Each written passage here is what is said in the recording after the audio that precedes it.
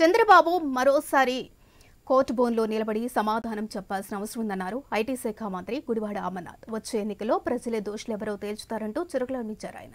చంద్రబాబుకు ఊరట కలిగినట్లు కొన్ని ఛాన్స్ ప్రచారం చేస్తున్నాయని, అయినా బాబుకు ఎలాంటి రిలీఫ్ రాలేదన్నది గుర్తుంచుకోవాలని తెలిపారు అమర్నాథ్. ఓటుకు నోటు కేసులో కూడా చంద్రబాబు ఇలాంటి వితండవాదంతో తప్పించుకోవాలని చూశారంటూ ఎద్దేవా చేశారు ఆయన. ఆంధ్ర రాజకీయాల్లో లేని కాంగ్రెస్ పార్టీకి షర్మిల ఉన్నా మరొకరు ఉన్నా ఒకటేనన్నారు మంత్రి అమర్నాథ్.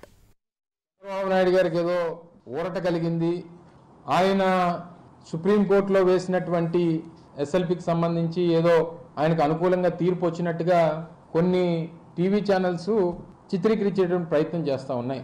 ఇది నాకు ఏ రకంగా అనిపించిందంటే 2019లో చంద్రబాబు నాయుడు గారు గెలిచినటువంటి 23 సీట్లని గొప్ప విజయంగా భావించి చూపిస్తే ఏ రకంగా ఉంటుందో, ఈరోజు సుప్రీంకోర్టులో వచ్చినటువంటి తీర్పు చూసిన తర్వాత వీరు చూపిస్తున్నటువంటి, వీరు చిత్రీకరిస్తున్నటువంటి, వీరు షోకేస్ చేస్తున్నటువంటి వారి అభిప్రాయాన్ని ఆ రకంగానే చూడొచ్చు అనేటువంటిది నా అభిప్రాయం.